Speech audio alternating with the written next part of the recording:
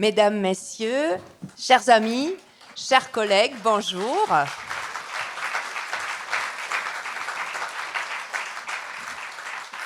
Mon nom est Caroline Fischer de l'Université de Pau et des Pays de l'Adour et je sais que vous êtes venus pour écouter Christelle Plana et Joël Mabila.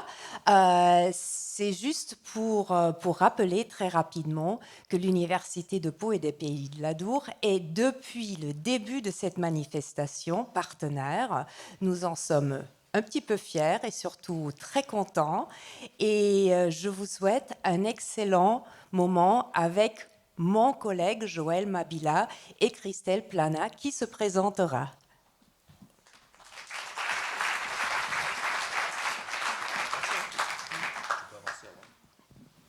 Bonjour à tous.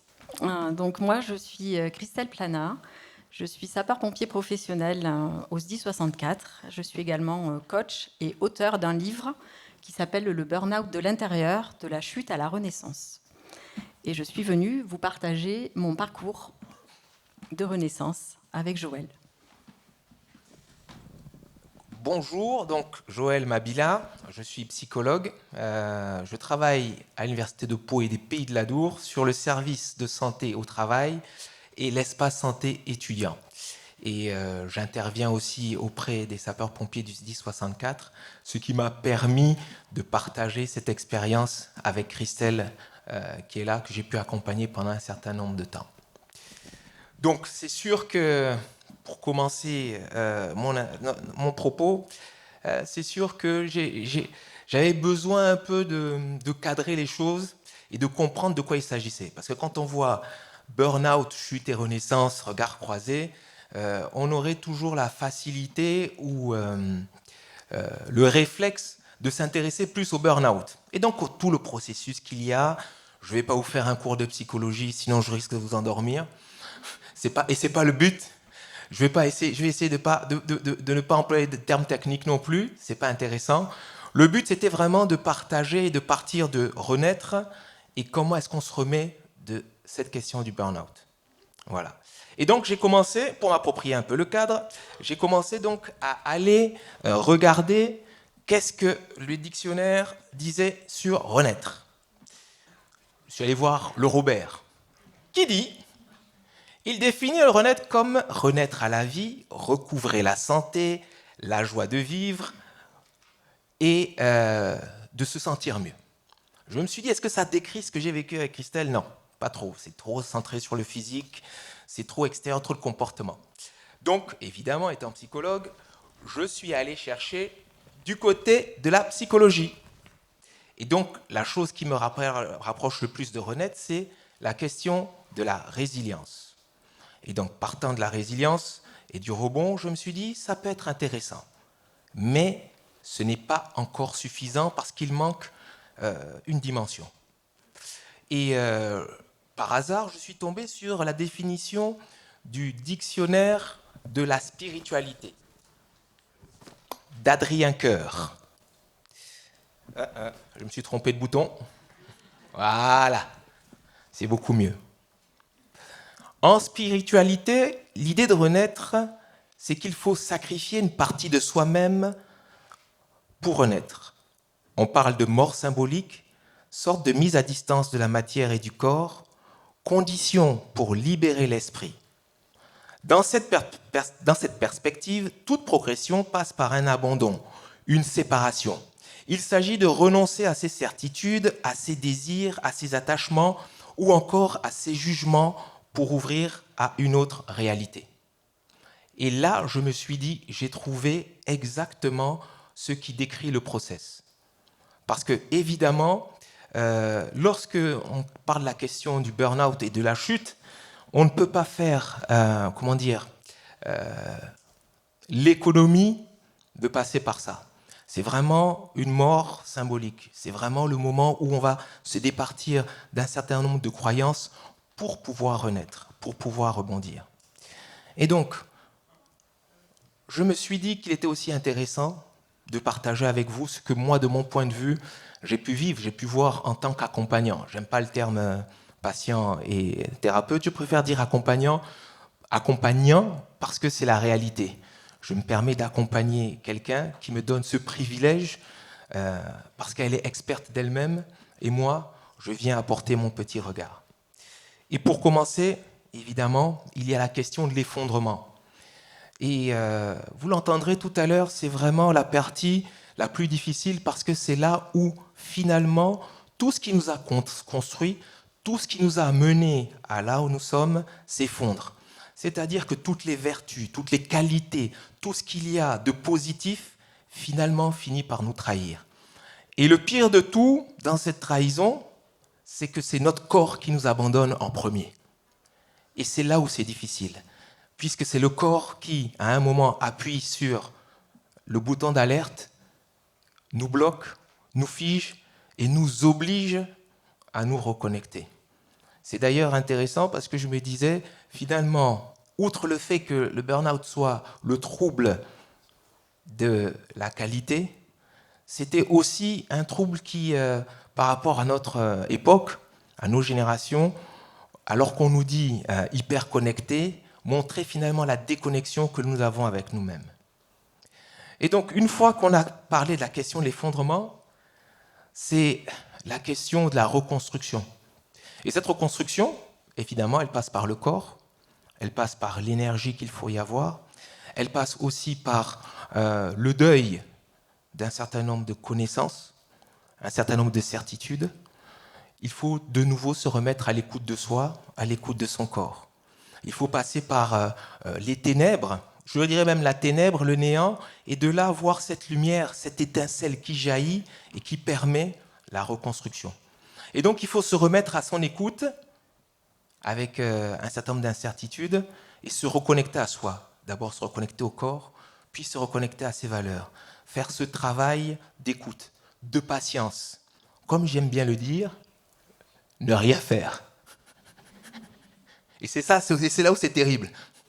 Et c'est là aussi où notre compagnon de chemin qui nous a toujours soutenus, à savoir notre corps, est très dur. Lui, il est impitoyable. C'est 0, c'est 1. C'est du pur manichéisme. Avec lui, on ne triche pas. C'est-à-dire que si on ne fait pas ce travail de reconnexion, alors il va de nouveau appuyer sur le moment et le bouton stop pour dire on arrête.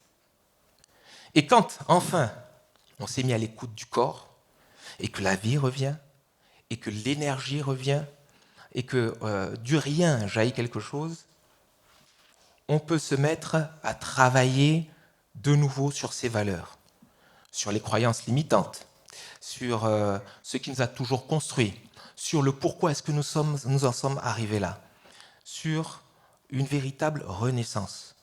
C'est là où, comme j'aime dire, c'est là où on va repolir le trésor, on va repolir notre diamant.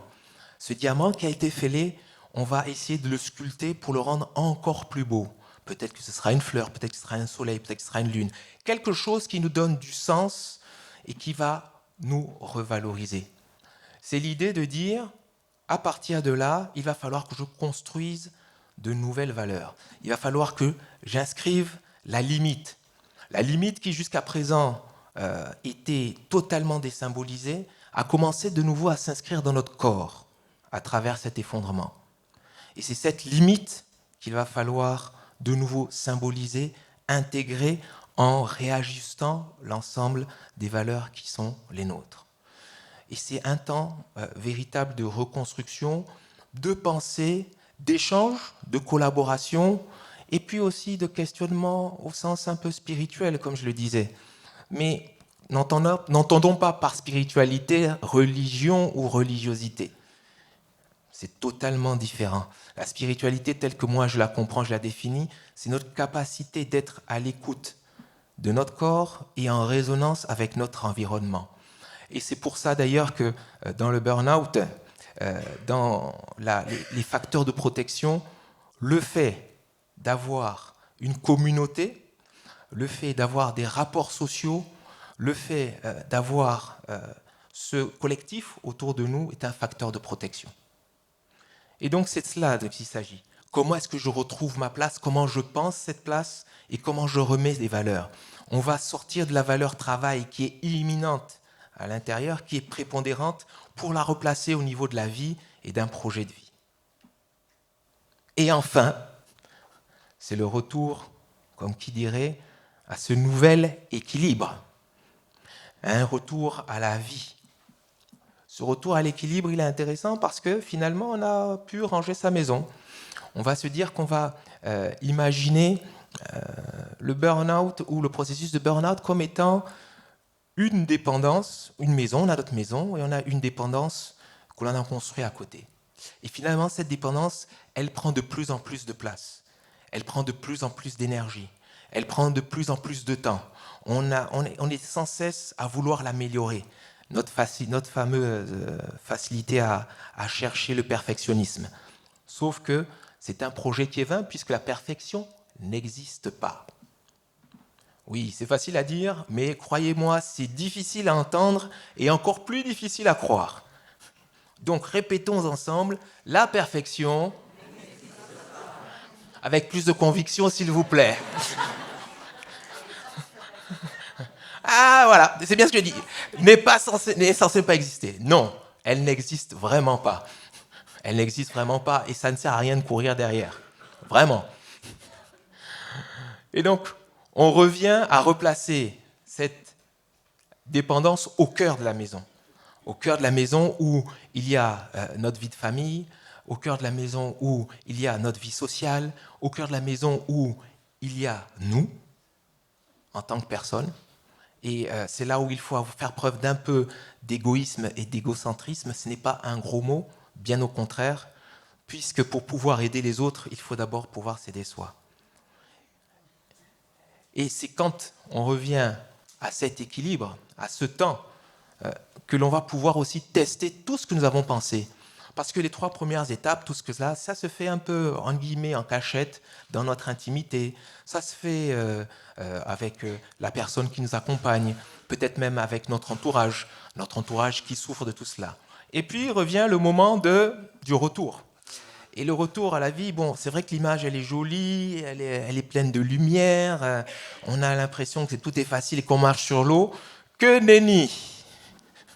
Bien sûr que non. C'est le moment où on va rechuter. C'est le moment où on va avoir peur. C'est au moment où il va y avoir encore de la douleur. C'est le moment où il va y avoir des doutes. C'est le moment où, concrètement, plutôt que de penser que l'on est en train de marcher sur l'eau, on boit la tasse.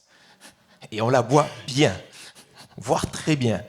Et comme on a été en plus rendu hypersensible avec tout ce vécu, c'est aussi à ce moment où les doutes nous assaillent et qu'il y a une forme de culpabilité.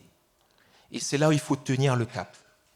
Et c'est là où il faut effectivement se baser et être bien accompagné, se baser sur ces valeurs, ces croyances que l'on aura rétablies, que l'on aura reconfigurées pour se dire « oui, je suis capable ».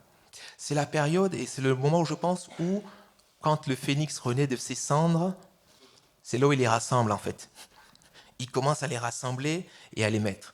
Et je pense qu'on a tous essayé de rassembler une cendre. Quand on brûle un papier, c'est tout sauf facile. Hein, à peine on le touche, à peine il part en fumée. Et donc c'est cet équilibre que l'on doit avoir, que l'on doit mettre en place. Et c'est le retour finalement sur le lieu du crime.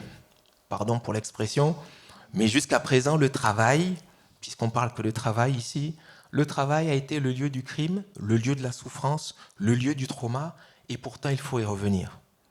Et c'est là où la question de la renaissance prend tout son sens. Comment est-ce que je reviens? Qu'est-ce que je veux mettre en place? Quelle valeur, quel sens je donne au travail que je veux faire? Est-ce que je construis quelque chose? Est-ce que je me construis? Est-ce que je veux mettre quelque chose en place? C'est toutes ces questions qui nous assaillent à ce moment-là. Tout cela pour dire que finalement, renaître, c'est tout sauf une sinécure. Et ça se fait dans le feu, dans la souffrance, dans l'engagement et la responsabilité. Et c'est pour ça que c'est une expérience qui est fabuleuse, c'est une expérience qui nous recrée, et c'est une expérience qu'il faut vivre. Mais si on pouvait éviter la crise, ce serait mieux. Voilà. Je vous invite maintenant à écouter le récit de Christelle, qui est passée par toutes ces étapes. Et plutôt que d'en parler du point de vue de l'observateur, je vais me taire et la laisser vous partager son expérience.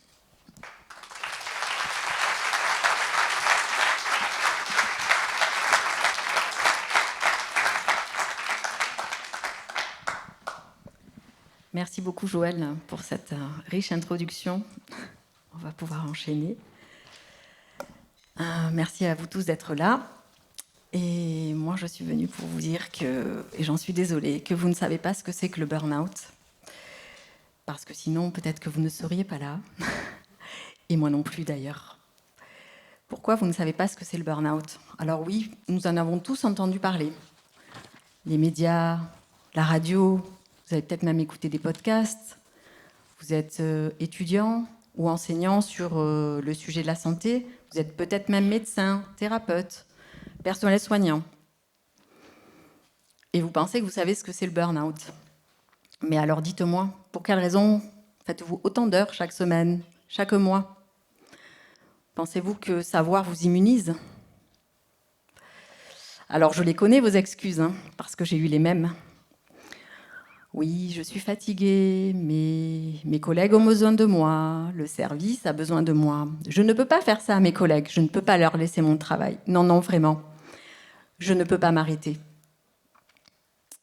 Connaissez-vous votre niveau de fatigue?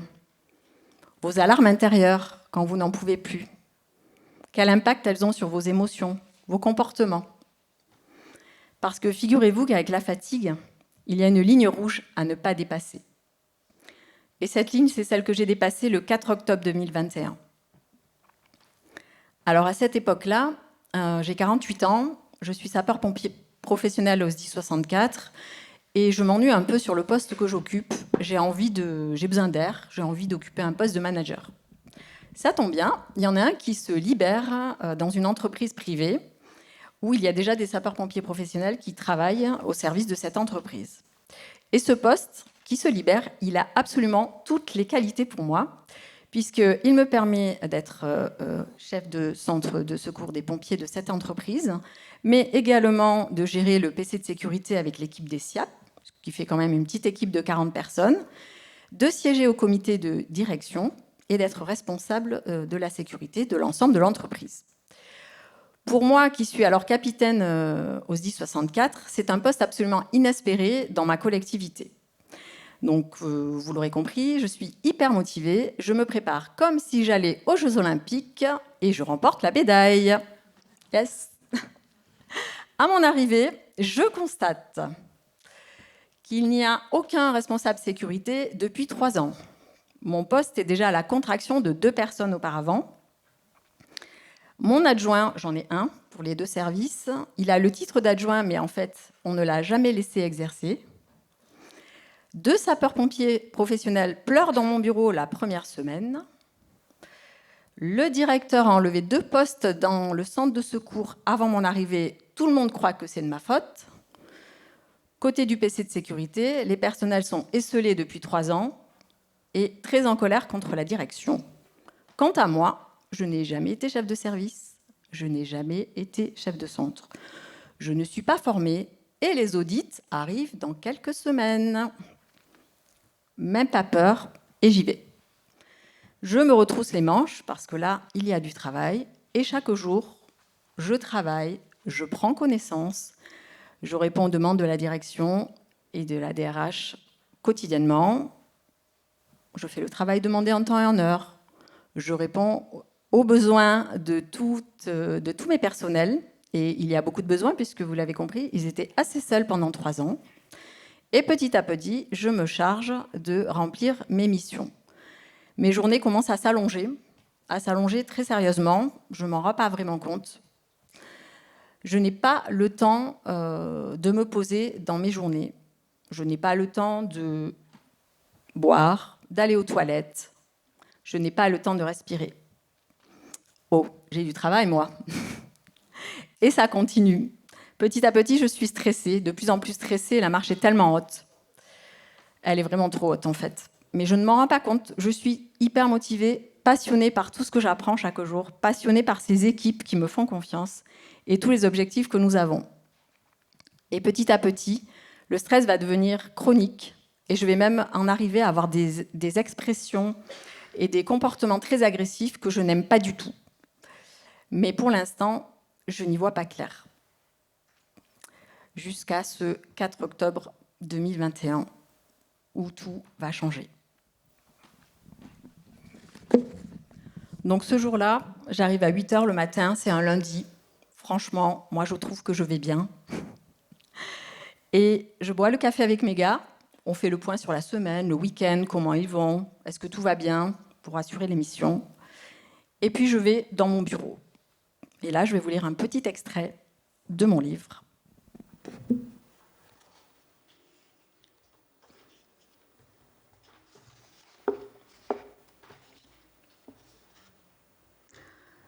Je suis seule, mon adjoint est de repos.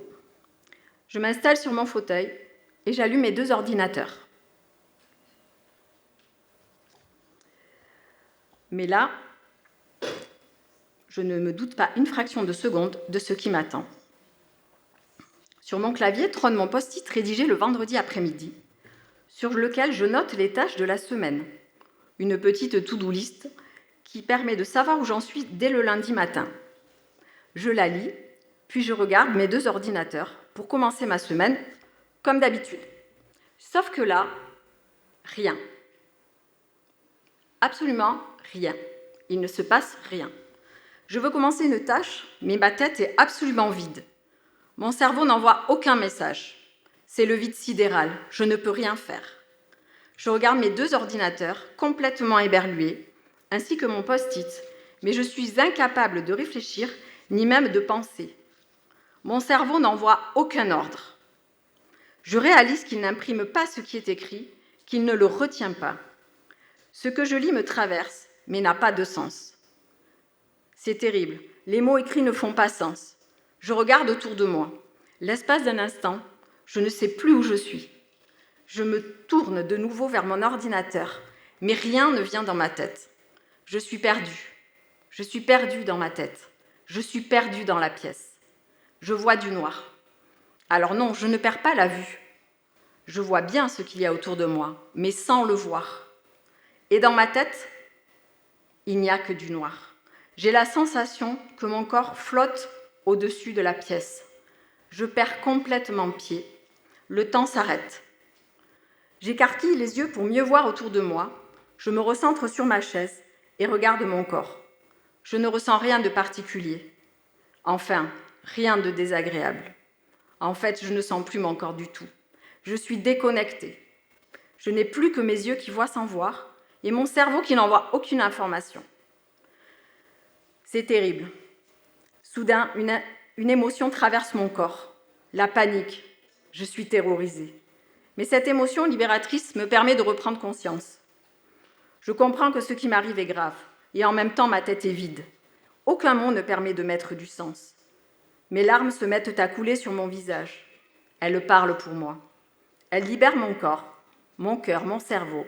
Ça y est, je sais ce qu'il se passe. Je suis épuisée, je suis à bout.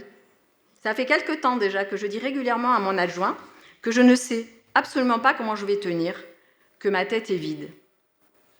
Mais je continue à ce rythme. Alors moi,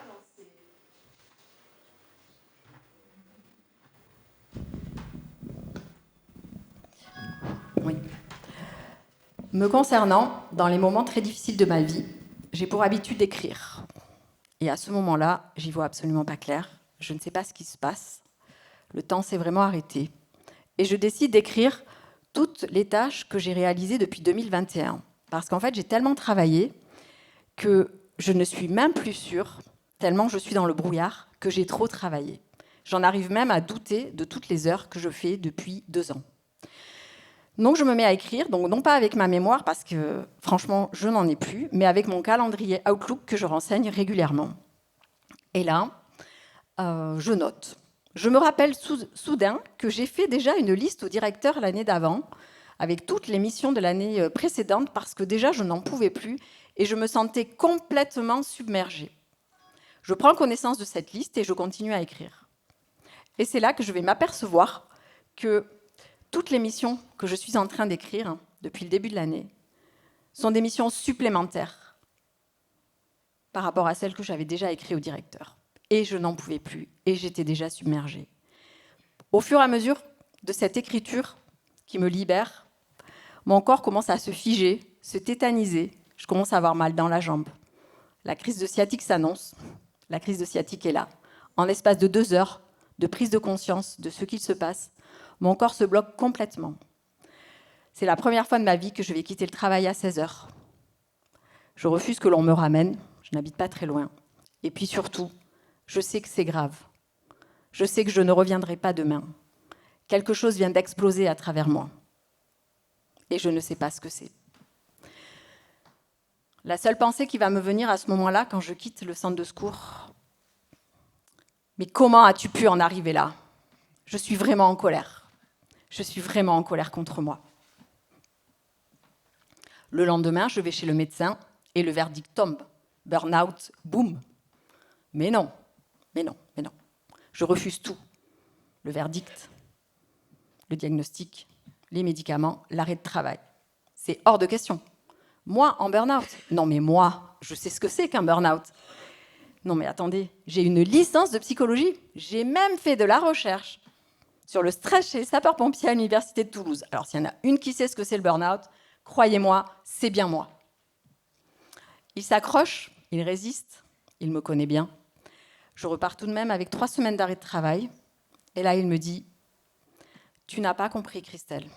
On va se revoir. Bon courage. » Je rentre chez moi et ma folie du travail continue. Même en arrêt de travail, 3 semaines d'arrêt de travail, en fait, j'ai tellement de dossiers que c'est impossible de les arrêter. Donc le directeur m'appelle pour que je transfère les dossiers, la DRH, tous les chefs de service, mes personnels. Et pendant 2 semaines, sans relâche, je vais transférer les dossiers, donner les informations, où est-ce que j'en suis, etc. Au bout de 2 semaines, lorsque j'ai transféré le dernier dossier, mon cerveau et mon corps, là, s'écroulent de manière définitive. Lors du rendez-vous suivant chez le médecin, c'est moi qui le supplie de me donner les médicaments. Je n'en peux plus. Mon cerveau est épuisé, il n'est sans repos. Donc là, vraiment, il faut qu'on me donne quelque chose. Je suis à la maison, je suis dans un trou noir, je suis épuisée, je suis vidée. Mon corps ne se déplace que du canapé à mon lit, d'environ 10 à 12 mètres, où il ne peut que s'affaler lamentablement. Il ne peut rien faire d'autre. Mon cerveau n'est pas dans un meilleur état. Je suis incapable de lire, pas même les SMS de tous ceux qui m'envoient des signes d'encouragement et du soutien. Je ne suis pas capable d'écouter une conversation. Je ne suis pas capable de regarder la télévision. Je ne ressens rien. Je ne ressens aucune émotion. Je suis vide. Je ne ressens pas la tristesse. Je ne ressens pas la colère. Je n'ai pas de frustration. Je ne ressens pas la joie non plus quand mes proches sont auprès de moi. C'est un état de mort-vivance. Tous mes cycles se sont envolés et il ne me reste rien. Je ne sais pas du tout comment ça va se passer. Mais alors, vraiment pas.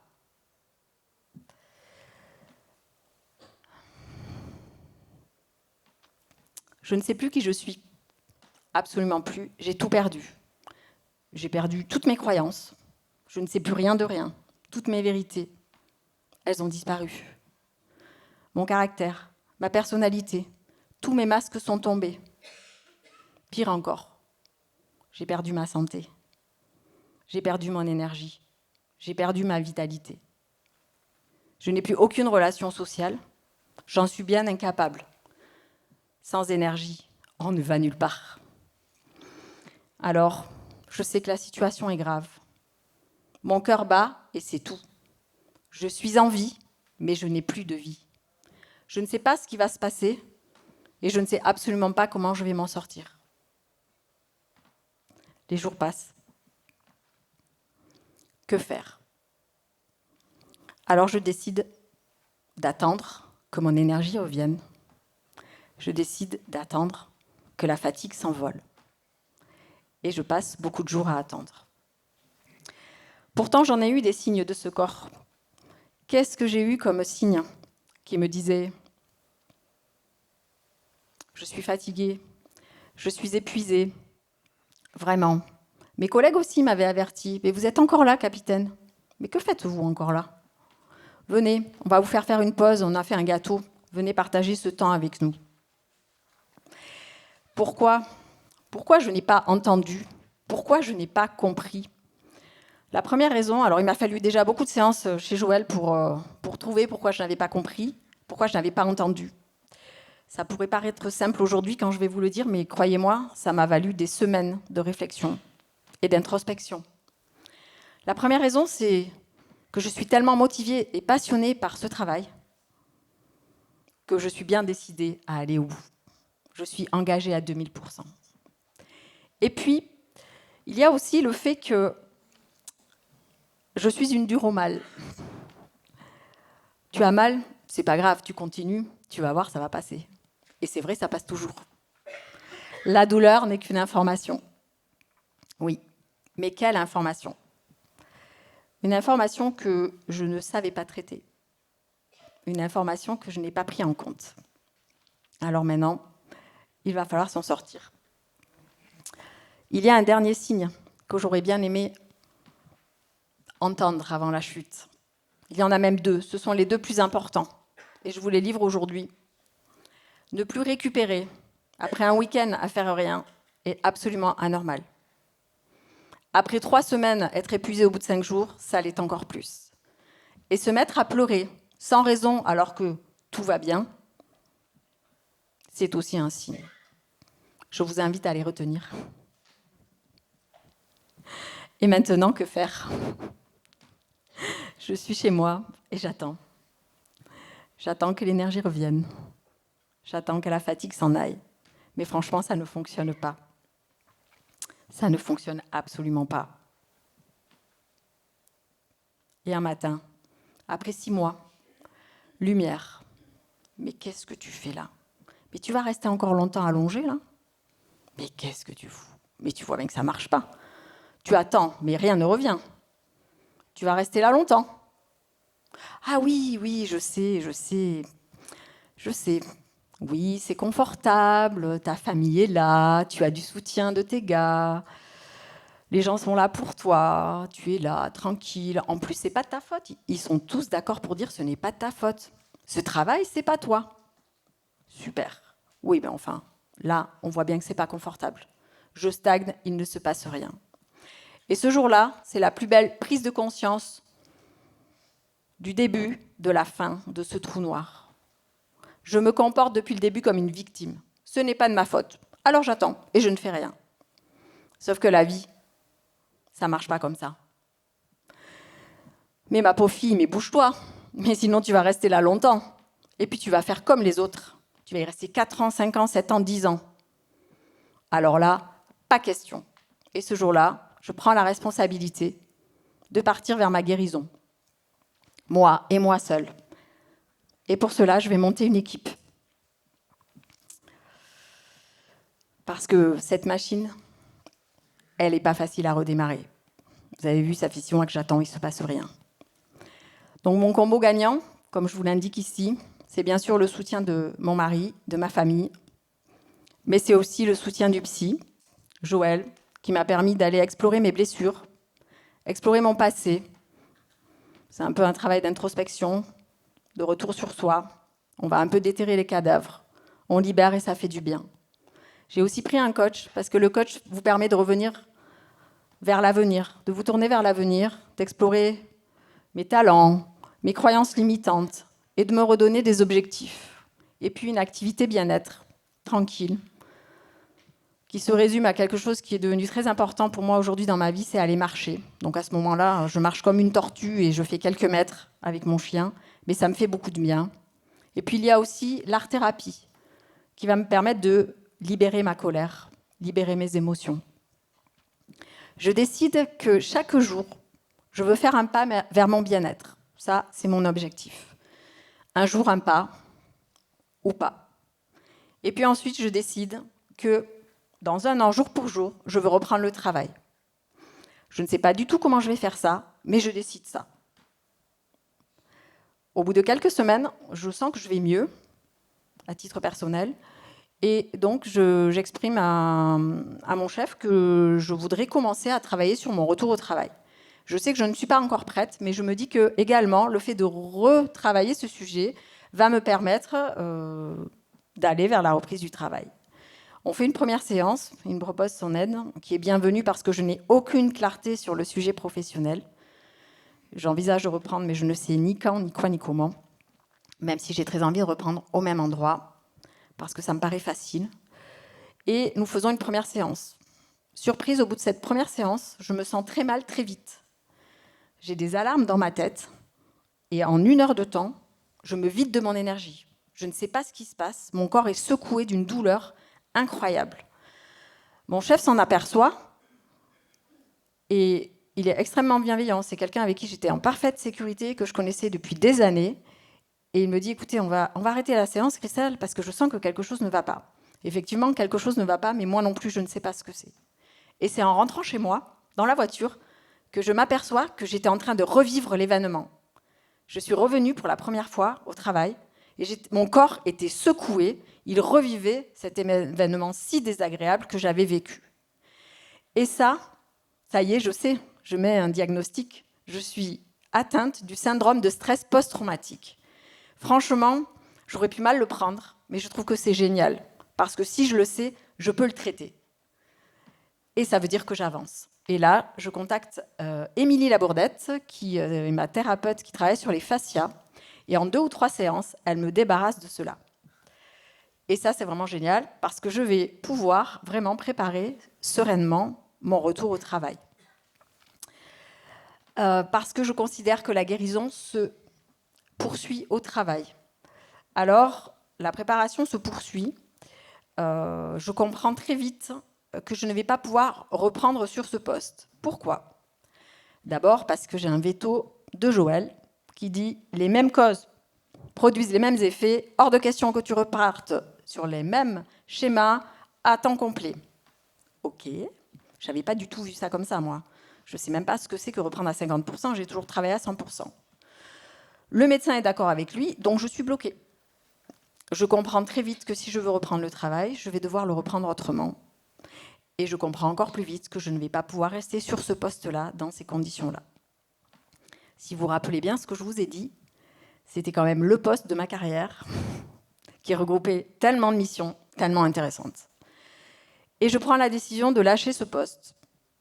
Non pas sans douleur, non pas sans crise de larmes, mais là, pour la première fois, je me choisis. Il est temps de choisir ma santé. Je ne peux pas faire autrement. C'est terriblement douloureux, mais je me choisis. Ma stratégie pour reprendre le travail, c'est de reprendre sur un poste que j'ai déjà exercé. Pourquoi ? Parce que ma mémoire est en berne, et apprendre de nouvelles missions me paraît totalement impossible. Je me suis aperçue pendant les mois qui sont passés que j'avais bien conservé ma mémoire à long terme, mais que la mémoire à court terme, pas du tout. Donc, stratégiquement, je reprends à 50% sur un poste que j'ai déjà exercé, le poste de prévention incendie, ce qui va me permettre de retrouver mes collègues qui me connaissent déjà et qui savent. Ces collègues, ils m'aident. Donc, quand ils voient que je ne fais pas de pause, parce que bien sûr, je reviens dans mes travers, je croyais avoir tout perdu, mais non, j'ai toujours mes travers, figurez-vous. Donc, je ne fais pas de pause, parce que quand je suis motivée dans mes dossiers, je ne fais pas de pause, je ne vois pas le temps passer. Donc, ils m'alertent. Quand je fais trop de dossiers, ils trouvent que je fais trop de dossiers en peu de temps, ils me préviennent aussi. Et puis, comme je n'entends pas bien, eh bien, quand je n'entends vraiment pas bien, c'est mon corps qui va m'arrêter. Et du jour au lendemain, je ne peux pas aller au travail et je suis immobilisée par ce corps pendant une journée.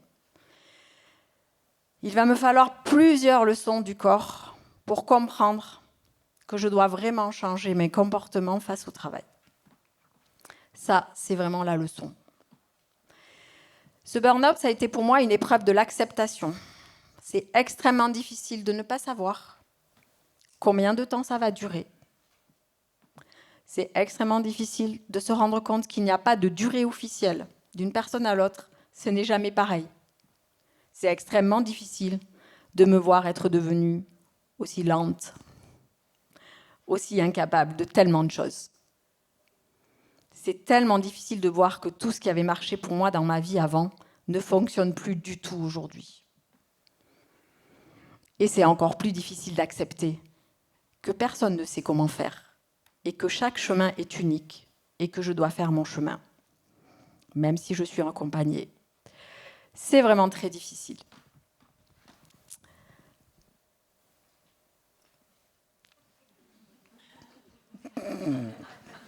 Merci. Alors ce burn-out, il m'a vraiment permis de me rendre compte de tout ce que je devais laisser partir dans ma personnalité, dans ma vie. Il m'a permis à faire connaissance avec moi-même.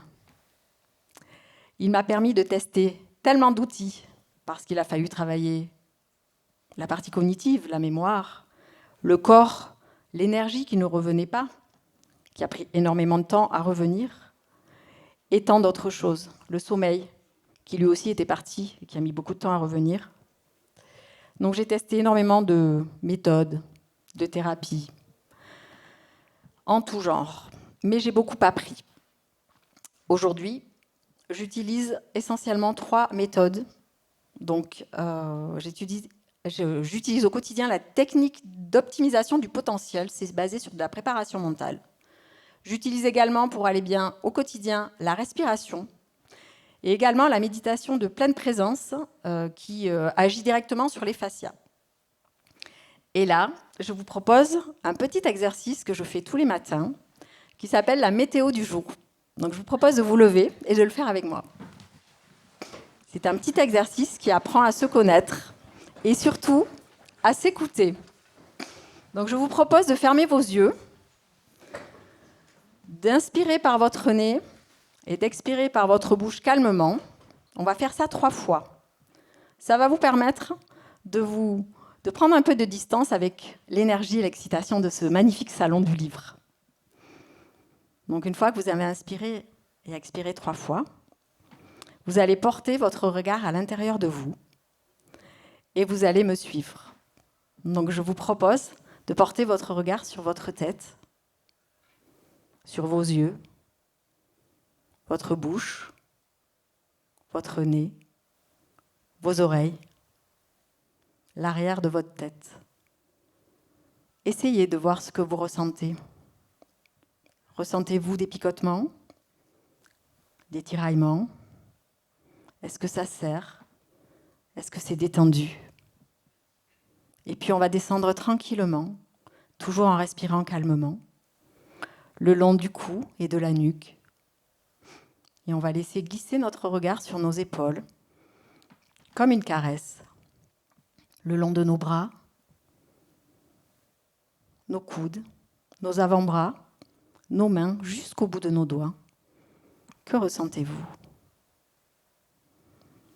Et puis enfin, on va descendre le long de notre dos, de notre poitrine, de notre ventre. Dites-moi, comment respirez-vous? Respirez-vous par le ventre? Respirez-vous par le haut du corps? Est-ce que vous respirez lentement, de manière très détendue? Ou bien respirez-vous de manière très saccadée? Que ressentez-vous dans votre cœur? Quelle émotion est là, tout de suite? Est-ce de la joie? De la frustration? De la colère? De l'excitation? Je vous propose maintenant de descendre le long de vos jambes, jusqu'en bas de vos pieds. Et là, j'ai une question pour vous dans cet état. Sur une échelle de 1 à 10, 10 étant le chiffre le plus important, quel est votre niveau d'énergie? Et maintenant que vous connaissez votre niveau d'énergie, là, tout de suite, que ferez-vous avec ce niveau d'énergie? Est-il suffisamment important pour pouvoir faire tout ce que vous avez prévu sur votre to-do list du jour? Ou n'en aviez-vous pas assez? Et dans ces cas-là, comment pouvez-vous faire pour respecter votre corps et votre niveau d'énergie? Je vous remercie.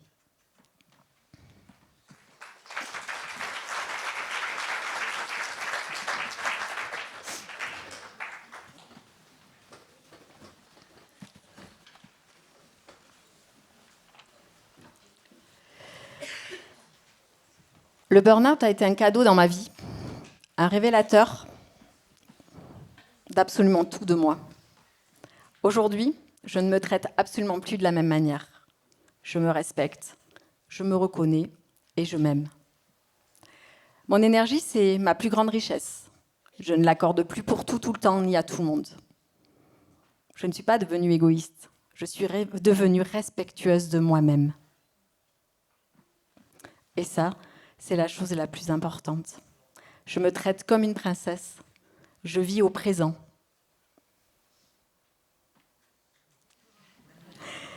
Le burn-out, ce n'est pas parce que ça n'existe pas, ce n'est pas parce que ça se voit que ça n'existe pas. Et pour moi, si je suis là aujourd'hui, c'est parce qu'en parler, c'est le faire exister.